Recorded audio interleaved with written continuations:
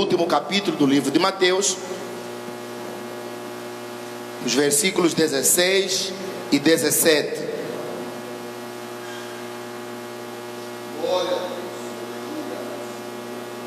Glória a Jesus. Diz assim a palavra do nosso Deus: e os 11 discípulos partiram para a Galileia, para o monte que Jesus lhes tinha designado. E quando o viram, o adoraram, mas alguns duvidaram. Amém? Pode tomar seu assento, por favor. Pai, nós lemos a tua palavra, ela é a verdade, e te pedimos que essa verdade se manifeste nesse momento, na exposição da tua palavra, Senhor, para que possamos ter vida da tua palavra, em nome de Jesus. Amém. Meus queridos irmãos, nós estamos vindo de uma semana que terminou ontem, né? Muito cheia da palavra de Deus. Terça-feira tivemos uma palestra aqui. Na quarta-feira foi o início da escola bíblica com o pastor Elias. Na quinta-feira esteve o pastor Glaucio. E na sexta-feira, o presbítero Anderson, já na palavra de Deus. E foi um tempo muito especial. Eu anotei muita coisa. Mas anotei porque eu entendo e aprendi a entender o valor da palavra de Deus. A palavra de Deus, diferente deste copo que seguro na mão, ela em certo nível não é física, não é visível. Eu não consigo pegar a palavra. A minha palavra, eu estou falando agora para os irmãos não conseguem pegá-la, nem ver no físico. Os irmãos ouvem, os irmãos entendem, imagino, o que estou falando, porém nós não conseguimos pegá-la, apalpá-la. Porém, assim como esse copo que é físico é real, a palavra ela também é real. A Bíblia fala, por exemplo, que o poder da vida ou da morte estão aonde? Na boca, ou estão no poder da palavra.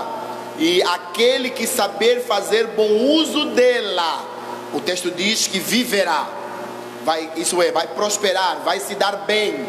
Então a Bíblia está dizendo que há um certo poder na nossa própria palavra como homens. E repito, somos homens limitados, fracos, carentes. Mas a palavra de Deus, o próprio Deus, diz que o poder da vida e da morte está nessa palavra, da nossa própria boca. Então, se a nossa palavra, ainda que não seja matéria, tem poder, muito mais tem a palavra do nosso Deus. Na verdade, segundo João, quando escreve o seu evangelho, ele vai dizer que Deus é palavra. João capítulo 1, no princípio era o verbo, ou se quisermos, no princípio era a palavra estava com Deus, e a palavra era Deus. Todas as coisas foram feitas por Ele, e sem Ele, nada do que foi feito se fez. Essa mesma palavra que é Deus, ela também é o instrumento primário da criação.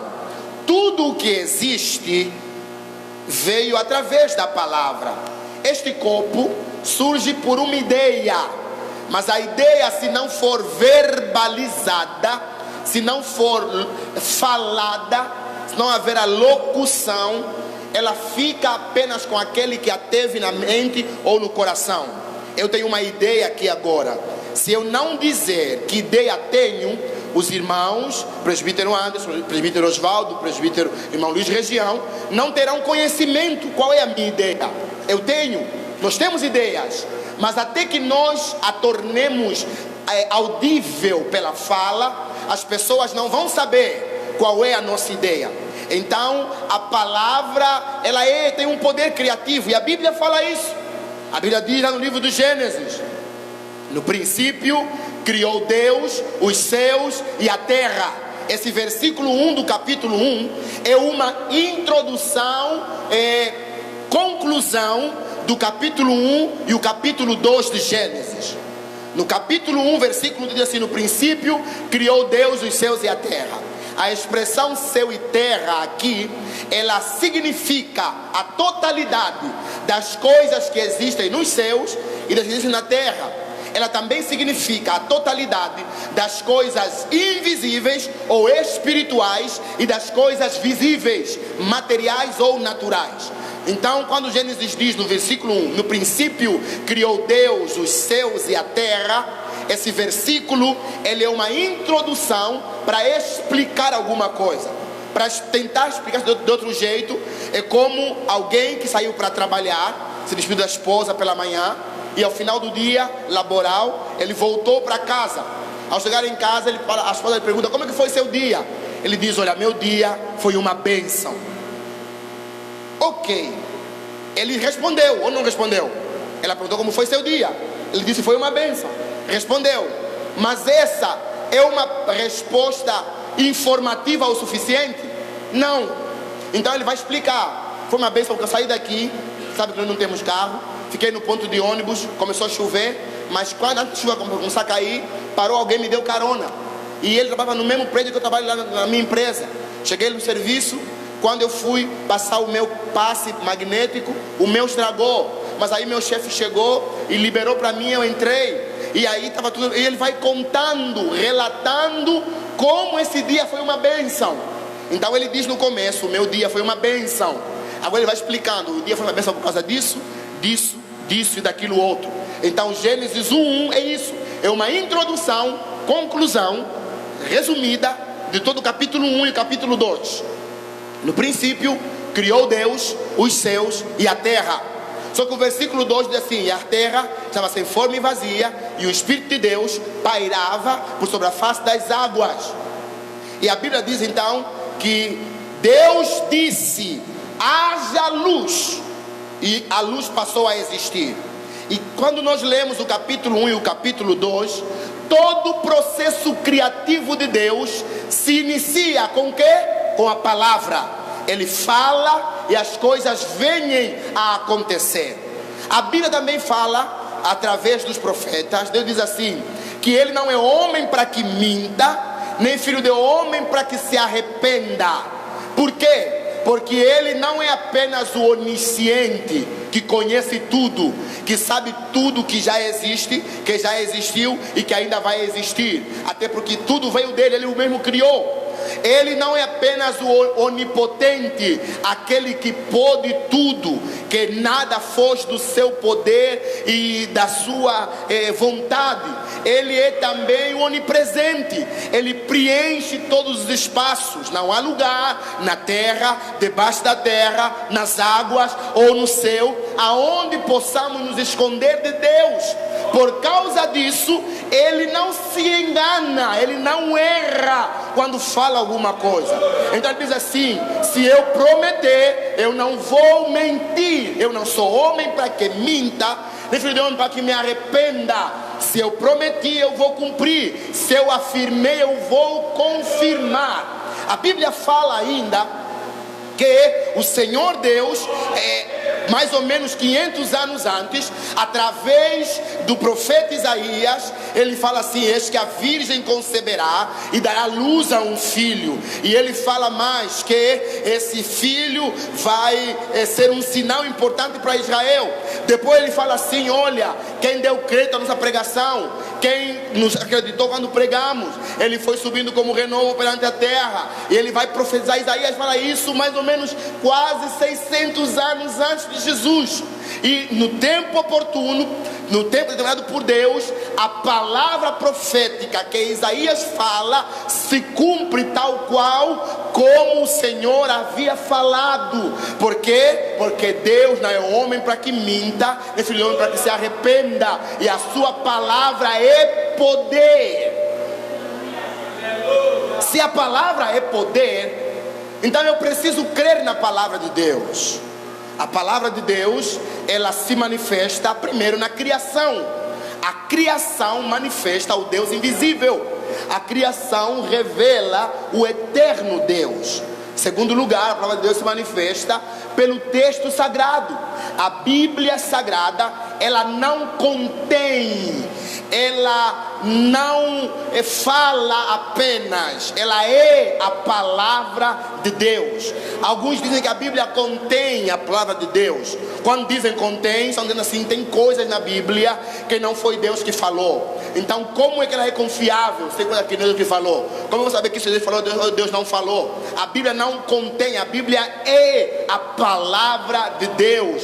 Pedro fala assim que toda palavra, ela é divinamente inspirada e é apta para redarguir, corrigir e ensinar, para preparar-nos para varão perfeito. A Bíblia dá testemunho de si mesma, como ela é verdadeira e é autoritativa o suficiente, porque provém de Deus. E em terceiro lugar, a Bíblia não é a única palavra de Deus, mas o Senhor Jesus, Ele mesmo é a palavra. João fala isso, já falei aqui, no princípio era o verbo estava com Deus e o verbo era Deus. Jesus é a palavra. Então, a palavra de Deus, ela é poderosa, ela é verdadeira, ela é eficaz, ela não volta para Deus sem antes cumprir o propósito para o qual Ele a designou. A palavra de Deus pode passar o tempo, mas ela não vai passar. A palavra de Deus é poderosa para promover transformações no coração, no âmago, na mente. A palavra de Deus é vida. Mas infelizmente, muitas vezes, mesmo sabendo tudo isso, a gente não consegue crer apenas na palavra de Deus. O texto que nós lemos traz Jesus, e Ele está ressuscitado já. No capítulo 26, Ele está alertando a Pedro sobre algo que Ele faria, porque Ele é verdadeiro, Ele é a palavra, Ele conhece tudo. Diz a Pedro: Pedro, tu me negarás. Fala assim: eu? Jamais, Senhor, é impossível. Pedro, você vai me negar. Antes que o galo cante 3 vezes, você vai me negar. Ele fala: não, isso não. Ainda que os outros se escandalizem em ti, eu jamais. Ele fala assim: não, Pedro, você vai, mas eu vou, e quando eu ressuscitar, irei adiante de vós para o monte na Galileia, e vocês têm que ir lá ao meu encontro na Galileia, porque eu vou me manifestar a vocês lá. A Bíblia fala que Jesus, ele é preso. Pedro nega a Jesus segundo a palavra do Senhor, e então o Senhor é morto, mas ao terceiro dia, para a nossa vitória, ele ressuscita dentre os mortos. E a Bíblia fala que por um espaço de quase 40 dias ele aparece aos discípulos, fala com eles, dá a eles instruções e mandamentos. E depois então, aqui ele está agora no monte lá na terra da Galileia, aonde ele disse que apareceria para os discípulos. A palavra de Deus diz que os discípulos então, em obediência ao que ele falou, eles vão para lá ao encontro do Senhor. Eles vão encontrar Jesus. Agora, alguma coisa muito intrigante me chamou a atenção nesse texto. Por quê? Porque a palavra do Senhor diz que os 11 estão lá naquele monte, mas não estavam apenas eles sempre estavam acompanhados por outras pessoas. Outros também são chamados de discípulos de Jesus. E a palavra diz que quando o Senhor aparece para eles, a Bíblia diz que e quando o viram, o adoraram, isso é, a Jesus, mas alguns duvidaram. E aqui é que nasce a minha inquietação, porque o texto diz que eles só estão ali porque Jesus, mais ou menos 44 dias antes, já havia os avisado que ele morreria, ressuscitaria e se apresentaria a eles naquele monte. Mas não apenas isso, ele já estava se manifestando há quase 40 dias.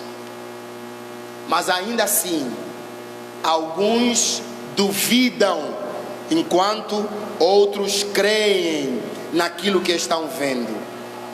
E é a partir dessa minha incompreensão do que está acontecendo aqui, que quero partilhar com os irmãos uma palavra nessa noite em nome de Jesus. Porque esse texto é simplesmente muito intrigante. Eles estão no mesmo ambiente, todos estão no monte, mas não apenas no mesmo ambiente, eles estão vendo ou vivendo a mesma experiência. Todos estão vendo a Jesus Cristo, o Senhor. Mas o texto diz que mesmo estando no mesmo espaço, vendo todos a mesma experiência, alguns creem e outros fazem o quê? Duvidam. Mas duvidaram de quê? Da palavra que Jesus havia lhes dado. Não do Jesus que eles viam. Porque não basta eu confessar o nome do Senhor, eu preciso adotar a palavra de Deus como a regra para a minha vida. O Senhor disse assim: vós sereis meus amigos se fizerdes aquilo que eu vos mando. Não é se forem membros de alguma igreja evangélica, se terem um nome no rol de membros, se terem terno e gravata, se cantarem num coral, se ter talento para tocar, para cantar, para pregar, para falar, para dançar ou qualquer outra coisa. Não, ele diz assim: vós sereis meus amigos se fizerdes aquilo que eu vos mando. A pergunta é: aonde está o mandamento do Senhor, senão na própria palavra do Senhor? Então eu demonstro o quanto me importo com a amizade de Jesus, atendendo ou não atendendo a sua palavra. O salmista diz que lâmpada para os meus pés é a sua palavra e luz para o meu caminhar. Sabe qual é o problema, irmãos? O problema não é que eu não creia que a palavra é poderosa, que ela é criativa, que ela é bênção, que ela é maravilhosa. O problema é que eu não consigo me disciplinar para viver de acordo com a palavra de Deus. Porque não se trata de aceitar intelectualmente, isso é, entender que isso é bom, é verdadeiro, é correto. Não é o suficiente. Não basta eu falar: não, está certo, é isso mesmo. Porque Jesus mesmo conta que certo pai que tinha sua lavra, sua lavoura, tinha 2 filhos. Chegou a um e falou assim: meu filho, eu preciso que você vá ao campo lá hoje e faça a colheita para mim. Disse: pai, pode, já está feito já, pode descansar que eu vou fazer. Foi no segundo: filho, o pai precisa que você vá lá no campo e faça a colheita para mim, por favor. Ah, pai, não vou não, estou cansado, trabalhei, fui jogar, sei lá, eu não vou.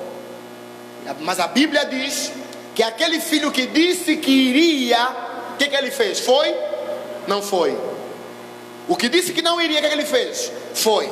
A questão é: aquele filho diz que vai porque ele fala que ele ama o pai, que ele respeita o pai, que ele honra o pai. Porém, sua honra ao pai é da boca para fora. O coração está longe. Está longe porque falta um detalhe nesse coração: falta o temor do Senhor. Eu não obedeço a palavra de Deus porque eu não tenho mais temor do Senhor na minha vida.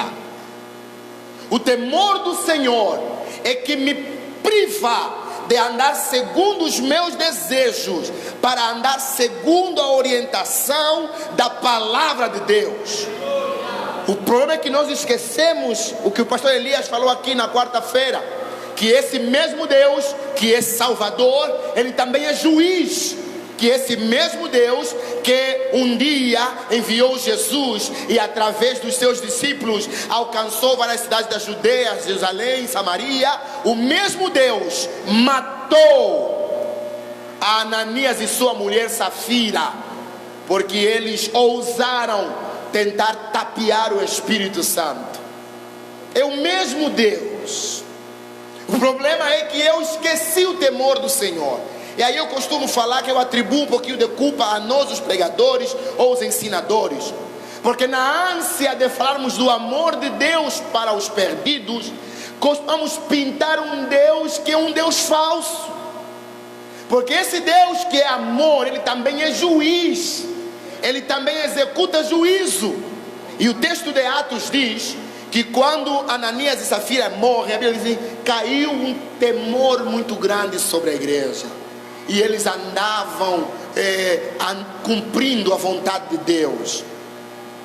Deus não precisa mais matar. Na verdade, eu penso que até talvez seria bom matar fisicamente quando se conserva o espírito, porque para pouco vai adiantar eu continuar respirando nessa terra quando já morri espiritualmente. Para pouco adianta eu continuar andando com os meus pés sobre essa terra, sendo que a minha fé, o meu temor, a minha dedicação e consagração a Deus já se foi há muito tempo. E o Senhor diz que vós sereis meus amigos se fizerdes aquilo que vos mando. E o que Ele nos manda está aqui, na palavra de Deus. Mas o texto aqui que nós lemos diz que aqueles homens veem a Jesus, mas ainda assim tem alguns que duvidam daquilo que estão vendo. É possível estarmos todos nesse ambiente consagrado para a adoração do nome do Senhor. É possível estarmos juntos no coral do círculo da oração, de jovens, de adolescentes, no coro de crianças, no grupo do A, do B e do C da igreja, porém não estamos ligados à videira verdadeira que é Cristo Jesus.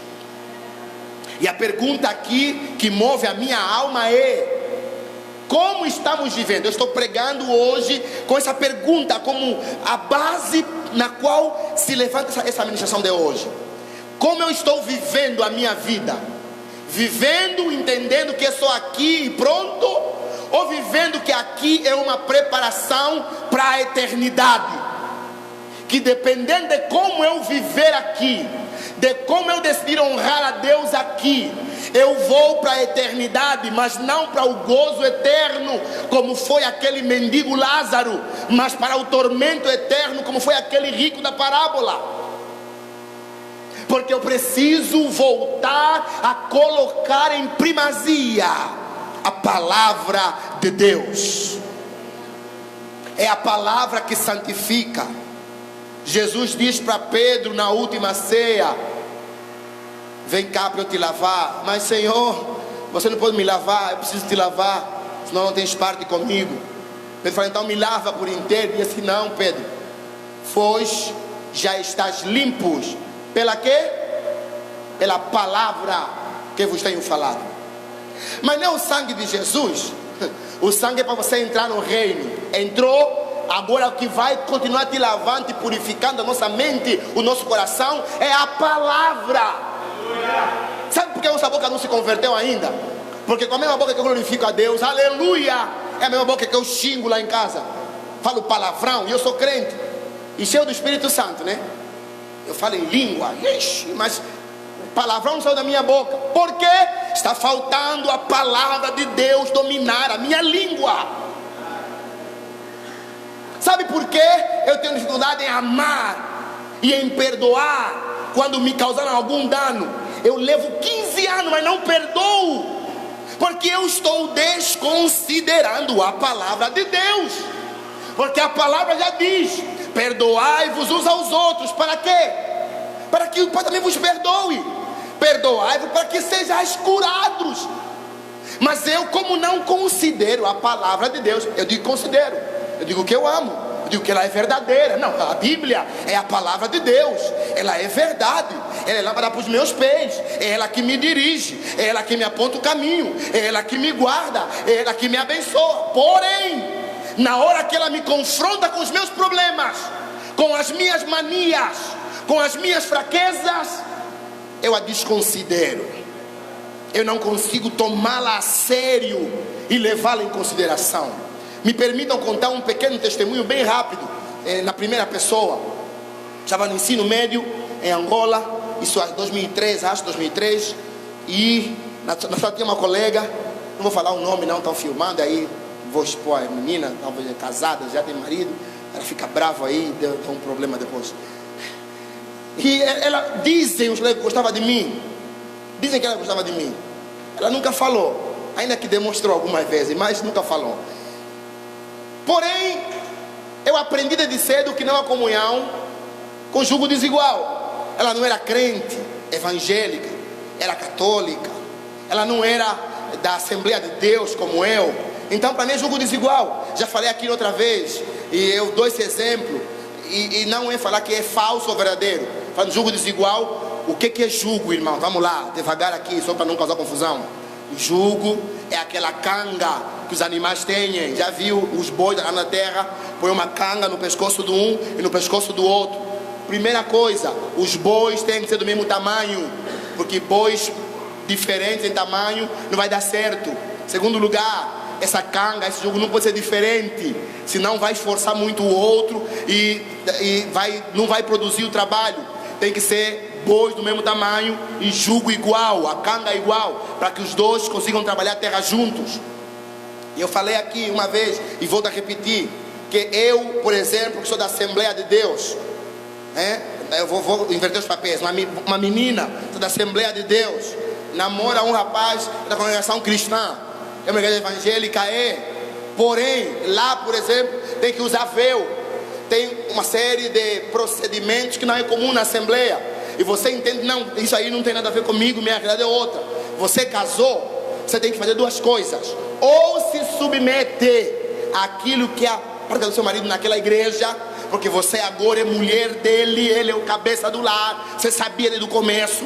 Ou não entre nessa relação, você não quer viver com véu ou outras coisas mais.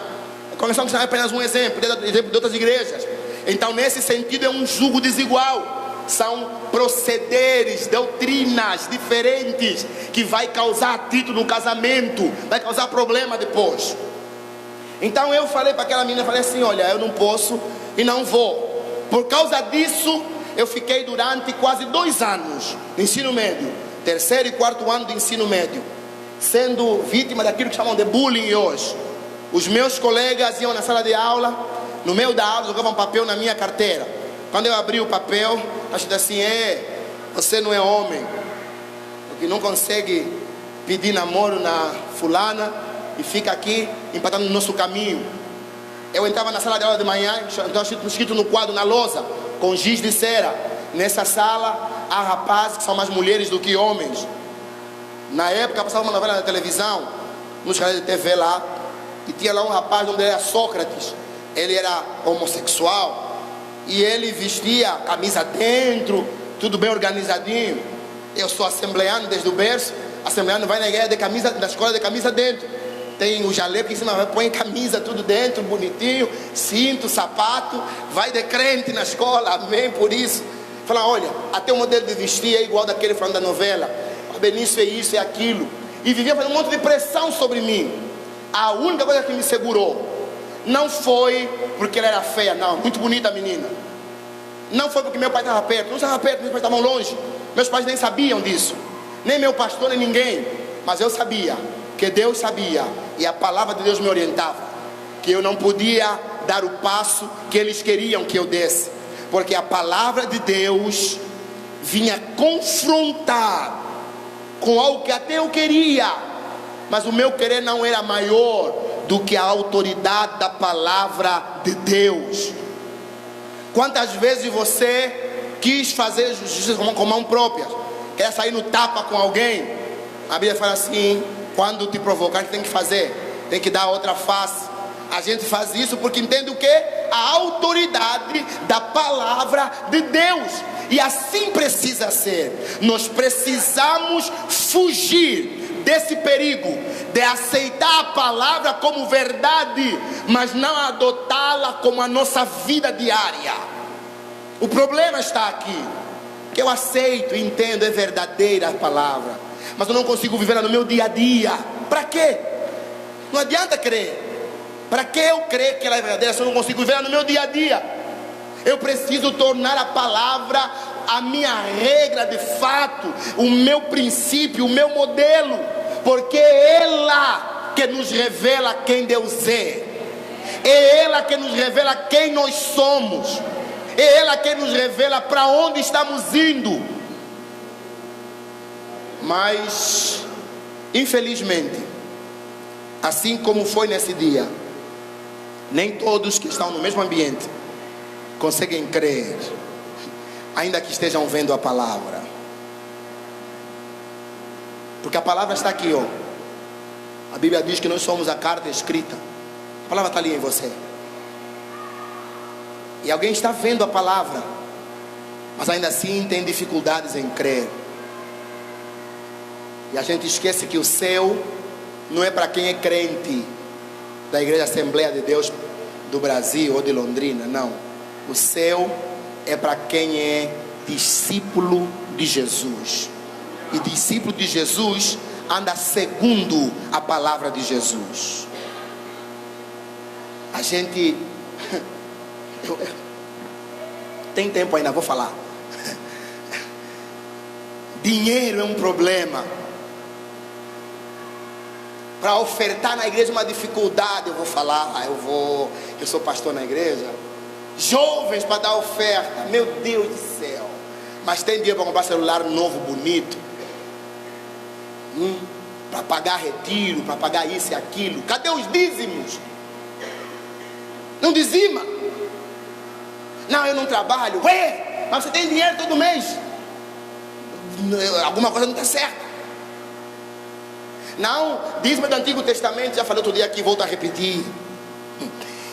Você já leu Mateus 23, 23, não preciso citá-lo de novo.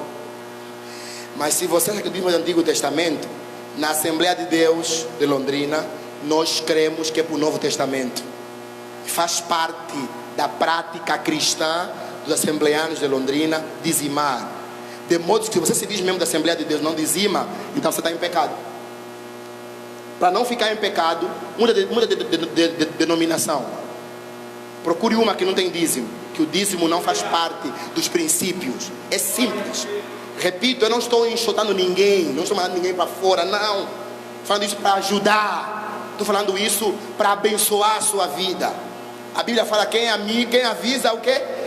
Amigo não é a Bíblia que diz, não, esse é provérbio popular. Isso não está na Bíblia. Provérbio diz, quem avisa, amigo é. Quando eu falo isso, não é por maldade, por mesquinhez, não. É porque eu reconheço a autoridade da palavra de Deus. Vou terminar. O irmão Osvaldo leu aqui Deuteronômio capítulo 28. As bênçãos que eram lançadas sobre o monte Gerizim. Só que o texto é claro, repete 3 vezes: se ouvirdes e cuidardes em fazer conforme a palavra que vos tenho falado, essas bênçãos virão sobre ti e te alcançarão. Há quem já poderia estar muito mais longe na vida profissional, na vida financeira. Sabe por que não foi mais longe? Porque não ouve a palavra de Deus. Porque a palavra de Deus, ainda que seja boa, ela não é autoridade suficiente para me corrigir, para me mudar. E eu preciso mudar isso, porque Jesus ressuscitou. E eu não creio que aqueles que duvidaram farão parte daqueles que vão ressuscitar no último dia.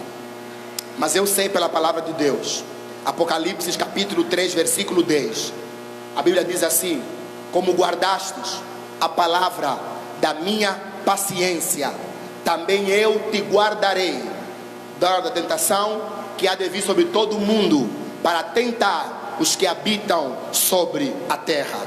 Guardastes a palavra da minha paciência. Sabe o que isso quer dizer? A palavra que te desafiou, que te confrontou, que te pressionou, que te contrariou muitas vezes, mas sempre te abençoou. Não duvidemos da palavra de Deus. A gente, repito isso e volto a repetir aqui. Fica em pé, por favor. Nós vamos orar. A gente que está orando para Deus abençoar financeiramente, a questão não está em Deus aumentar o teu salário, está em você adquirir sabedoria para usar bem aquilo que ganha.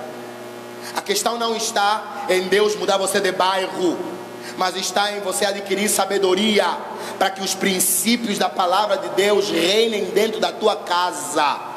A questão não está em você ter um carro novo ou com freio ABS, não. A questão é você adquirir sabedoria para poder dirigir o carro velho que você tem com sabedoria necessária, ou o novo que tem com sabedoria necessária. A questão é: aonde adquirirmos sabedoria, se não na palavra de Deus? Por isso, no nome de Jesus,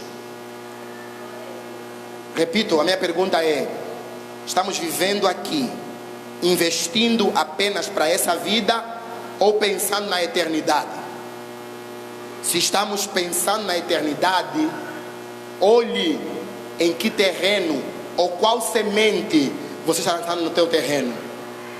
É a semente da palavra de Deus ou a semente da cultura deste mundo? Não, eu sou moça, sou jovem, sou nova, eu preciso namorar. Não, você não precisa namorar. Você precisa estar mais perto de Jesus, porque o namorado vai dar dor de cabeça. Jesus é que vai te curar de dor de cabeça que Ele vai te dar. Você não precisa, não, eu preciso casar. Não, precisamos de Jesus. Se Ele estiver, tudo o resto se alinha. Ah, eu preciso. Não. O que nós precisamos é de Deus. Conheçamos e prossigamos em conhecer ao Senhor. É a palavra de Deus que é a cura que precisamos. Pai, no nome de Jesus, eu oro por mim e por cada um dos meus irmãos e irmãs aqui presentes. Oro, Senhor, para que a tua graça nos alcance, para que o teu perdão, Senhor, se derrame sobre nós em nome de Jesus. Eu oro, ó Pai, para que o Senhor, por misericórdia, não nos lance fora da sua presença, porque a tua palavra diz, ó Senhor, que naquele dia só subirão aqueles que guardaram a palavra da tua paciência. Santo Deus, em nome de Jesus, trabalhe em nosso caráter, em nosso coração, para que aprendamos novamente o temor do Senhor, para que aprendamos, Senhor, novamente a temer a tua santidade, a tua glória. Deus, toda leviandade espiritual seja repreendida do nosso coração, e que em nome de Jesus nos prostremos em sincera adoração a Ti, meu Rei, todos os dias da nossa vida. Pai Santo, Pai Justo, dá-nos uma semana de bênção, uma semana de paz em nome de Jesus, e que a Tua palavra não seja apenas verdade para nossa mente, mas seja o compasso do nosso coração, a água que sacia a nossa sede, o pão que de fato alimenta a nossa alma. Que a tua palavra tome a centralidade que ela precisa ter em nossa vida, para que assim tenhamos vida e possamos te honrar sempre, em nome de Jesus, amém. Lembrando os irmãos, amanhã tem oração.